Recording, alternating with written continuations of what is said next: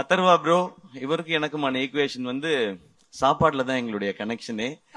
அவர் நல்லா ஃபிட்டா இருக்காரு, என்னைய டெசர்ட் சாப்பிட வச்சிருவாரு. அவர் ஆனா அப்புறமா ஒர்க் அவுட் பண்ணுவாருன்னு நினைக்கிறேன். நான் அந்த சந்தோஷத்திலேயே தூங்கிடுவேன். அடுத்த நாள் ஐயோ கொஞ்சம் வெயிட் போட்டுமே அந்த மாதிரி இருக்கும். பட் ஒரு பிரதர் பாண்டிங்ன்றது நீங்க படத்துல பாக்குறது நடிப்பு இல்ல, உண்மையா அவருக்கு என் மேல இருக்கிற கேர், எனக்கு அவர் மேல இருக்கிற கேர்.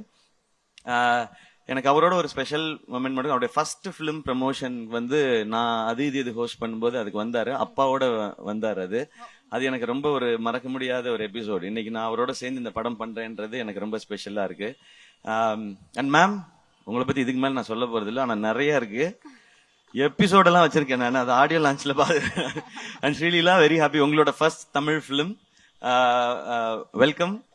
தமிழ் ஆடியன்ஸ் உங்களுக்கு தெரியும், இங்க வந்து ரொம்ப பயங்கரமான பெர்ஃபார்மரா இருக்கணும்னு அவசியம் இல்லை, ஆனா முயற்சி இருக்குன்னா அவங்க தட்டி தூக்கிட்டு வந்து மேல கொண்டு போய் வச்சிடுவாங்க.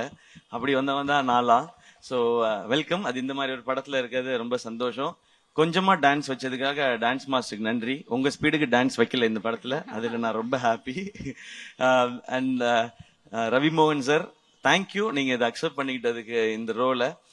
ஒரு ஹீரோ வந்து ஹீரோவா ஒரு கதை கேட்டு இந்த கதை ஓகே இந்த கதை இல்லைன்றது டெசிஷன் எடுக்கிறது ரொம்ப ஈஸி.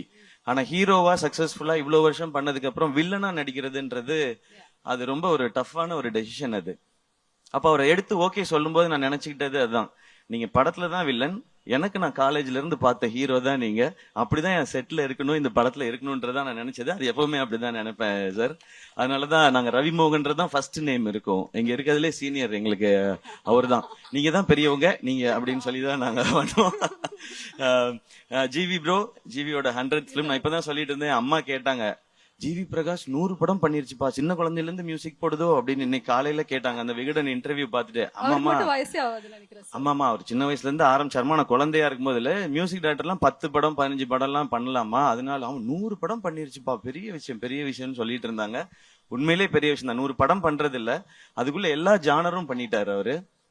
சோ அவருக்கு இப்ப பாருங்களேன், பீரியட் பிலிம் பண்ணும் போதே ஏற்கனவே 1001 இருக்கு, ஒரு மதராசப்பட்டினம் இருக்கு, பராசக்தி இருக்குன்னு போது அதுக்குள்ள எப்படி வெரைட்டி கொடுக்கணுன்ற இந்த சாங்ஸ்க்கும் பிஜிஎம்ஸ்க்கும் ரொம்ப ரொம்ப தேங்க்ஸ் ஜிவி. இன்னும் நிறைய இருக்கு உங்களை பத்தி பேச வேண்டியது, ஆடியோ லான்ச்ல வச்சுக்கிறேன் வாடி.